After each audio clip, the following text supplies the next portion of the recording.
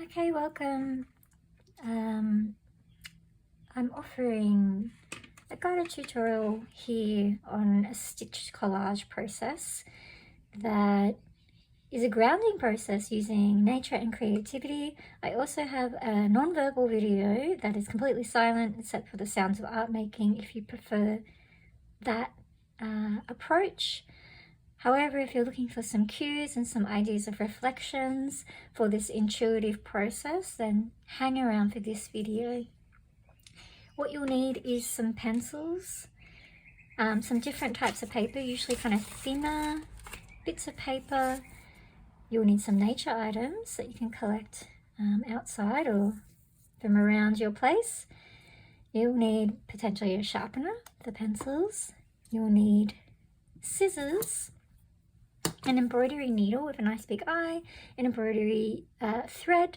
You can use single strand cotton as well, but you'll want a sharp needle ideally, and you can also get a glue stick too because it's collage, so you're very welcome to make this your own. So having said all that, the purpose of this video is to guide you through a process that I do regularly in my own artist practice and part of my therapeutic offerings to help you ground. And so what do I mean by that? Well, if we think about our experiences sometimes feeling like a big gust of wind where everything's kind of being stirred up, the leaves are blowing around, trying to ground in that is to let everything sort of settle and fall to the wayside and find a bit of calm in the storm. And now this process is not about fixing anything, but actually about allowing what is bubbling underneath to just be there and make space for it.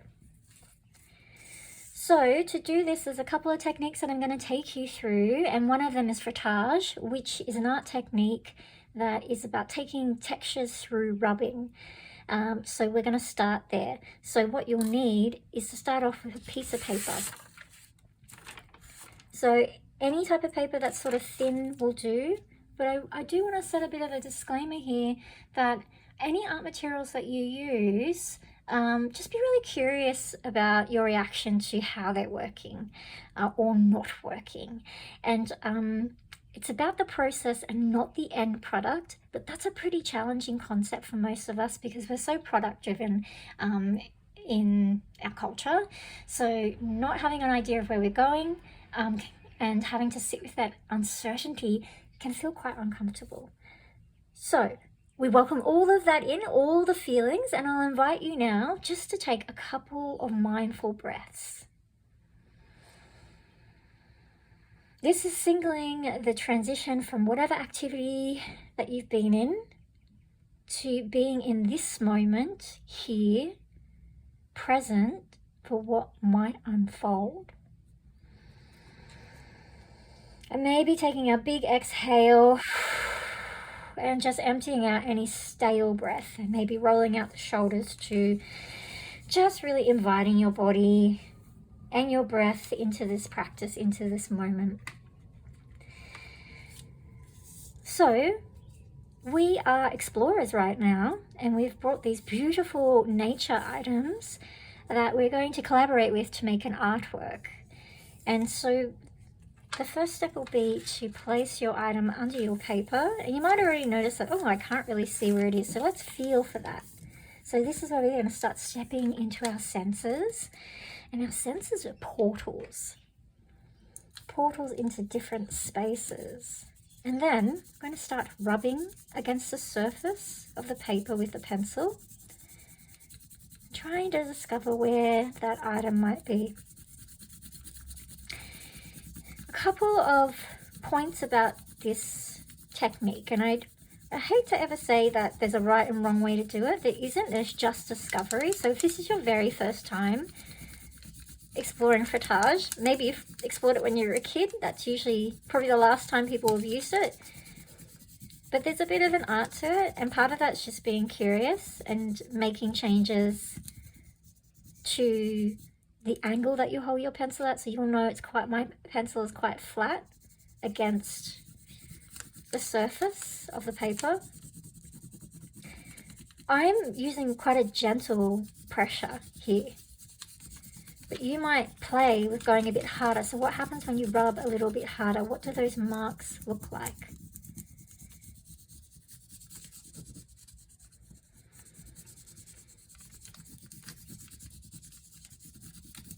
And in this moment, we're revealing what is lying beneath and capturing this item in its essence. Now let's switch to something else. And our idea here is to kind of fill up the space with these impressions that we're capturing. And just notice what's coming up. So quite literally, you're noticing the image that's being revealed below us. We might be revealing textures we hadn't realized were present in the item. We might be revealing some thoughts, some judgments around what is arising. Might even be putting a value judgment. Oh, that's not very good, or oh, I really love what I'm doing. Just noticing these. And even you might notice some emotions coming up. Maybe there's a bit of frustration or disappointment.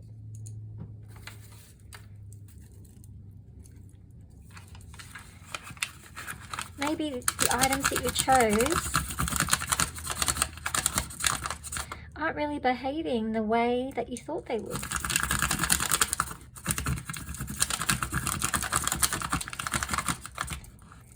And rather than judge that, what if you just got curious about that?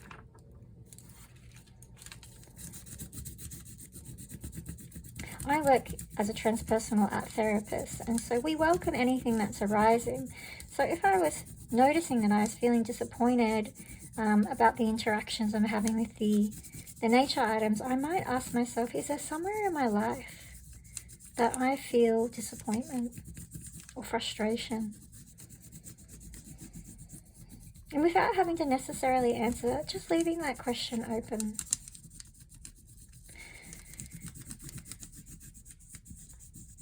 Or perhaps I'm feeling a sense of delight, and I might ask myself, well, where in my life am I feeling a sense of delight? Or ease, or calm? Yeah, and if I was feeling stress, I might reflect, where in my life am I experiencing stress? And so this act of frottage, it's an action of friction, and friction is something that moves things and transforms them. The rubbing up against things. So now if there's too little or too much, nothing changes and things actually get stuck, or they don't start moving at all. And so just when we're noticing these feelings coming up, rather than taking them into a story about, oh, these aren't working right, or I'm no good at this, rather than going into those stories, just applying a bit of curiosity to the bigger story of your life. Because anytime we make space, particularly using creative methods for ourselves, that's when the things that we've suppressed during the day come forward to be met. And if we try and shoo them away, send them away again, it usually makes those feelings even bigger, and we turn them into stories and values and judgments about ourselves.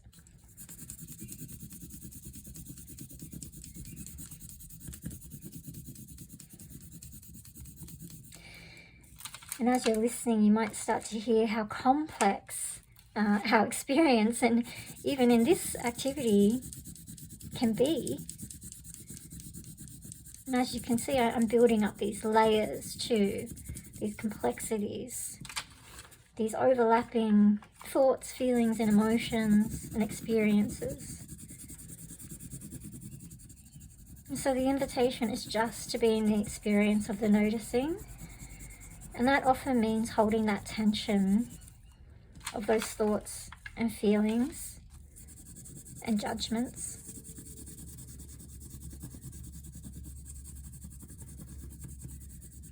and just leaving a bit of curiosity, a bit of space for something else.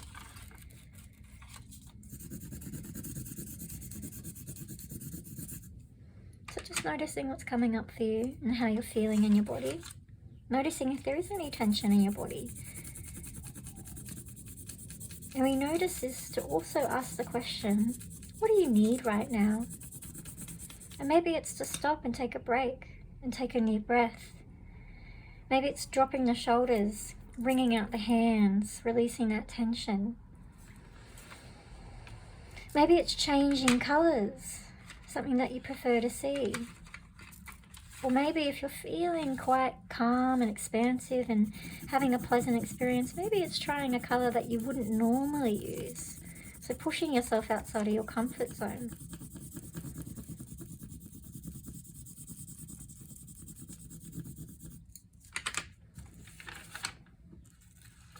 Or maybe it's switching up the paper. Maybe the paper is not yielding the results that you have expected. It could be switching up the paper or letting go of those expectations and saying, now who set that expectation? And what am I striving for?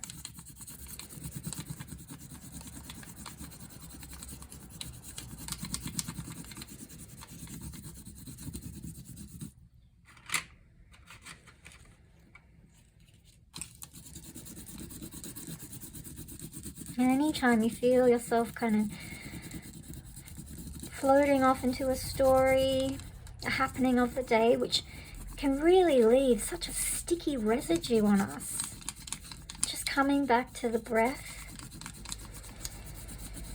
as an anchor, coming back to the sounds of the action, coming back to the motion of the repetitive action of frottage, and really watching to see what's coming through for you, both in the outer world but also in your inner world.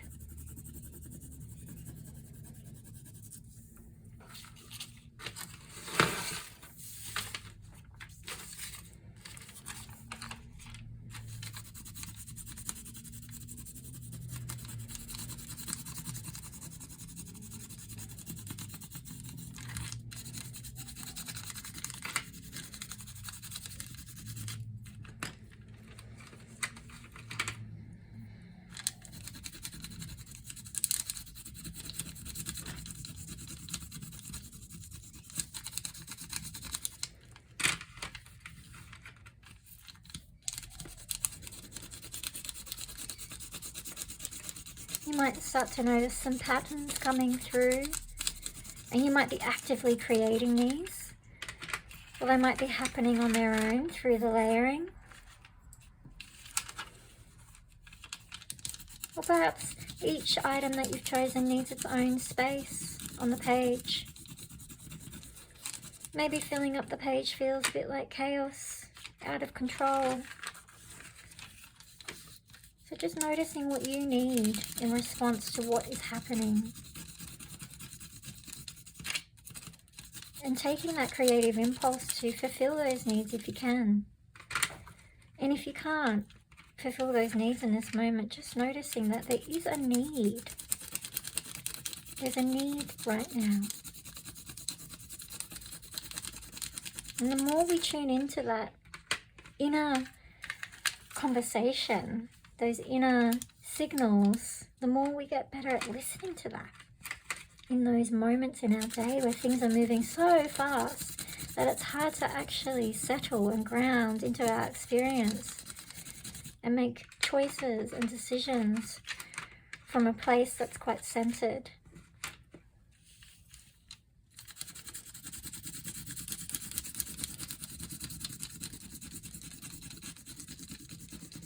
Because if we can find that sense of trust in our art making, then that ripples out to the rest of our life.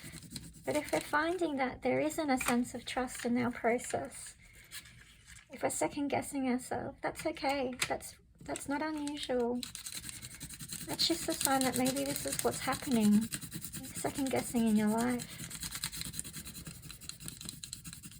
Or perhaps you're feeling the opposite. You're feeling really in your power and confident and willing to take risks and actually experience expansion.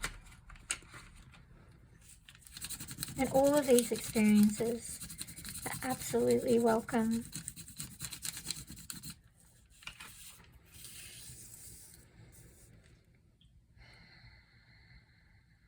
So just taking a moment here to look over the pieces that you've created so far.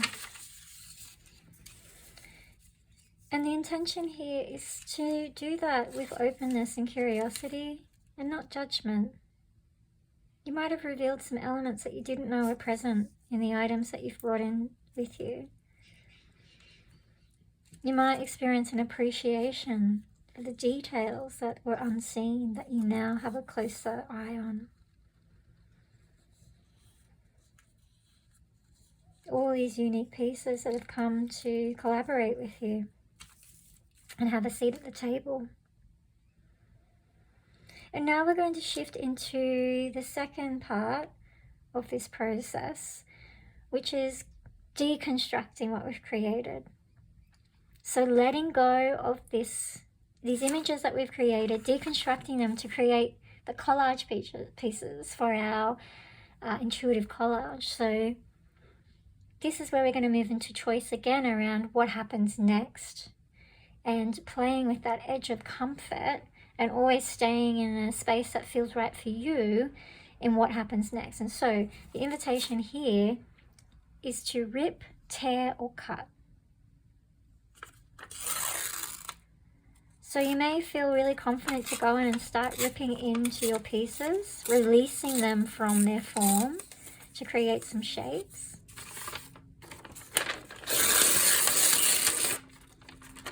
So letting go of all that's gone into this.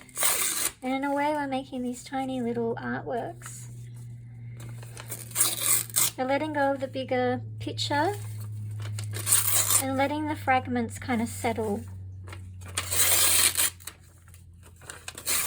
And in the deconstruction, there is some chaos, but you get to choose what that looks like. So yes, we can rip, but you can also cut. So if there are some moments in there that you prefer to make a sharp edge on, you can do that. You can choose. This is a you do you sort of activity, where the guidance is just a suggestion and an invitation to explore your own way.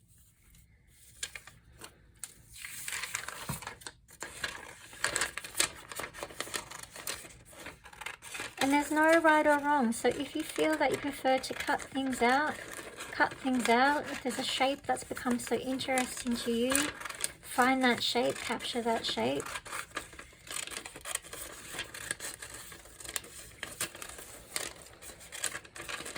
And just notice how you feel about the sharp, clear, and direct method. And how you feel about having wild edges. Things that are organic. And again, like at the start when we were kind of working with that metaphor of everything sort of floating around, we'll do that again as we shift our up cycle of pieces that are in play, and just kind of letting things settle. Finding other shapes. And shapes that you like. So maybe you like a lot of order. Maybe you like organic, kind of untamed pieces. And of course these are judgment words, but we can use them. And then just starting to let your pieces sit. Okay, so the next part of this, and this is part 3, is now stitching our collage. And please be mindful that you are very welcome to use glue to bring together your collage, but the approach here is to not think too much. I know, amazing. It's one of the things we do really well, and a lot of the time that is a safety strategy. If I can think about all the possibilities, I will stay nice and safe. So you're going to cut a piece of thread, and I always say between your thumb and your shoulder is a very good length for any sort of stitching. Any longer than that, then it becomes a little bit more of an untangling process, so things will get tangled quicker. Okay, and you're going to tie a knot or two at one end. This will be our anchor. And at the other end, you're going to thread your needle. So depending on the eye of your needle, if it's big or small, you might want to get a needle threader. But if you can, you're just going to push that embroidery thread or cotton or whatever you're using through your needle and just give it a short tail like that. And now here's the invitation to pick up one of your pieces and to put a stitch through it. And now I'm going to take you through running stitch. And so the invitation here is to almost pretend that you're a little ant and you're exploring this vast land. So the running stitch is quite like making little dashes, like when you're writing words. So we're coming up and down next to the stitch. We're leaving a little bit of space. How big or small that space is up to you. And if this is new to you, you might not have so much control over that, and that is just something to be aware of and how you feel about that. Coming back to that idea of the ant, where would the ant like to go and explore? So maybe it's exploring some of the marks that are already present. Maybe it's exploring shapes.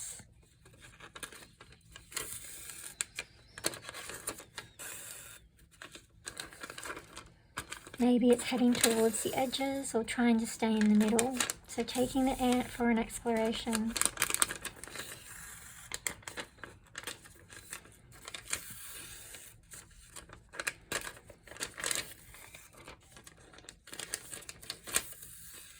And inviting you to invite in another fragment, another piece of collage.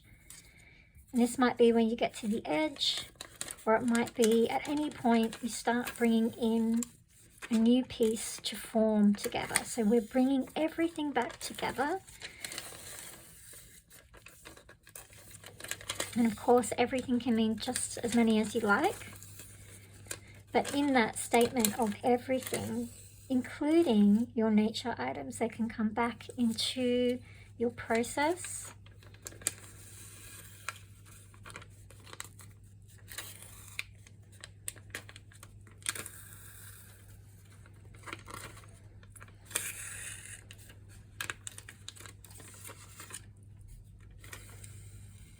And entertaining that idea that I don't have to think, I just do one stitch and then the next stitch. Stitch by stitch, things come together. I let my intuition lead. My curiosity takes me places.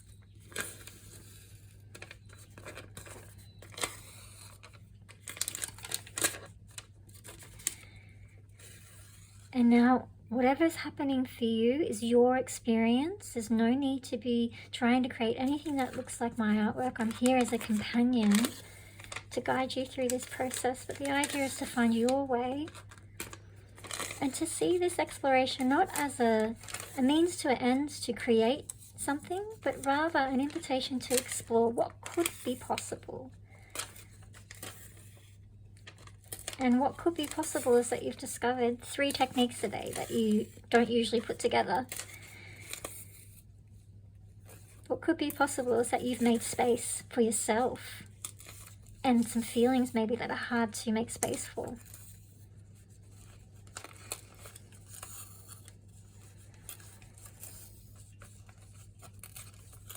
And what could be possible is that you can suspend your judgments for a while and just let yourself be. What would it be like to just let yourself be without any critiques or scrutiny or judgments over what you're doing? Just being in your being.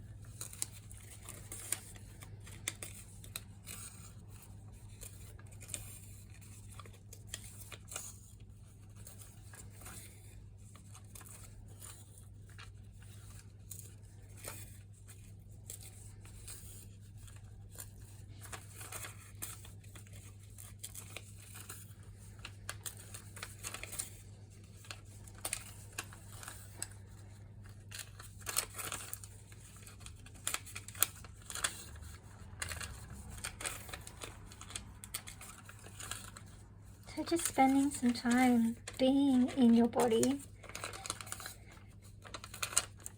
Or, if that's not feeling accessible to you, being in the sound, being in the color and the shape, being with each stitch. And maybe each stitch is very slow.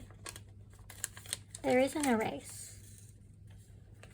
Or maybe you're moving faster. Either way, whatever pace you're at is the right pace for you in this moment. And if you're unsure about that, just ask that question. What do I need right now? Do I need another color? Perhaps you've come to the end of the line. Do I need to venture out and add in a different art medium? Maybe that's calling to you in this moment. All of these things are open to you to explore. This is your time. Or maybe you just need to stay with the techniques that are already being offered. Maybe that's just enough.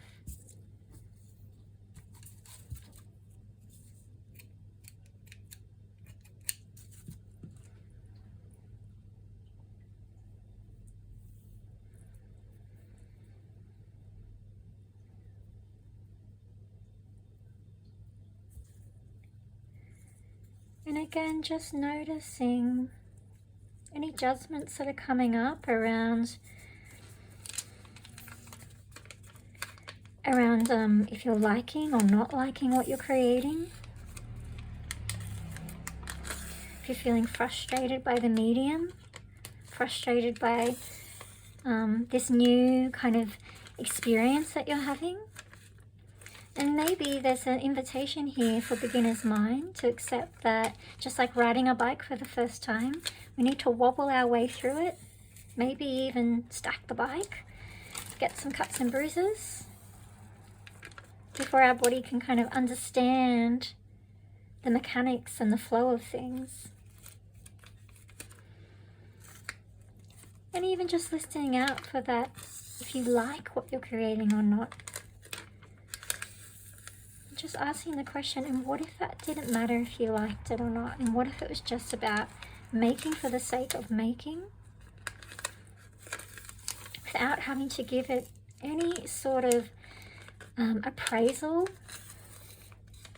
or any sort of value of good or bad or beautiful or ugly? What if you could suspend all of those things and just accept what you're creating as is and allow yourself to have that experience?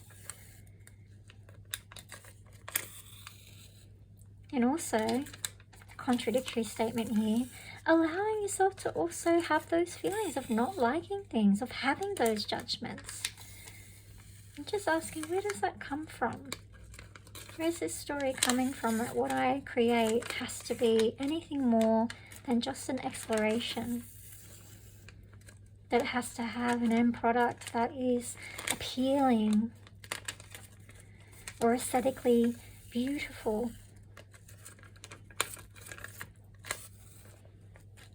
So just being really curious about that. Not judging the judging. It's so normal to be making judgments. It's what we do all day long. Some of those things keep us very safe.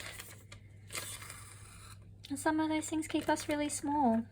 And stop us from putting ourselves out there and expressing ourselves authentically. For fear of being labelled good or bad or ugly. Or unintelligent. So just noticing what's coming up for you.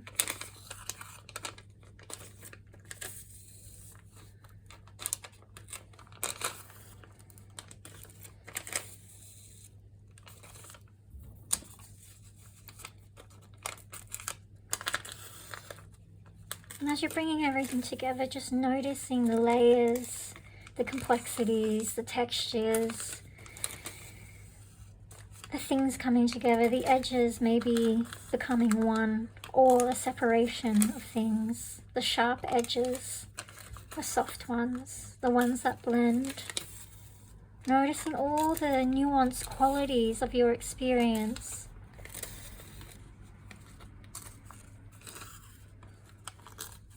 With curiosity. I say that as my cat comes in to have a good sniff around.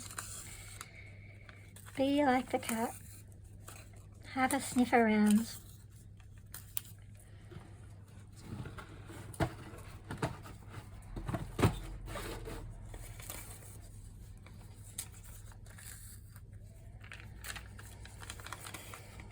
And now, just noticing your breath, feeling into your body, into your awareness. And perhaps you keep going, or perhaps you start to find a natural pause, a place to finish for now. And just taking in the image that you've created. Actually, if you can, depending on how you've created, maybe you've put this in a journal, maybe picking up your item.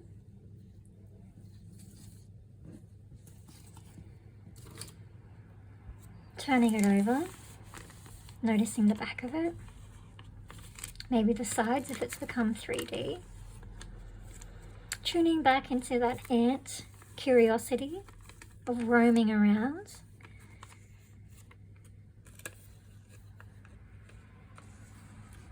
Just stepping into the appreciation phase of all that has gone into creating this. Your time, your energy, your willingness to be open, your willingness to explore these vital qualities. Taking care of yourself by making space for yourself and using creativity as a tool to tune into you and have a conversation, to invite all of you into that conversation. And whatever you take away from this experience is absolutely fine, wherever you're at with that. And just taking a moment to place our atom down and just give it a moment to breathe.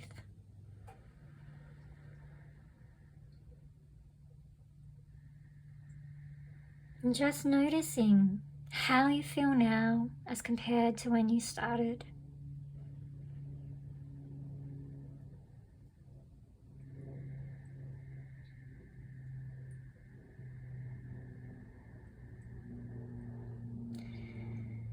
And asking yourself the question, what will you take away from this process today? What will you take with you and what will you leave behind?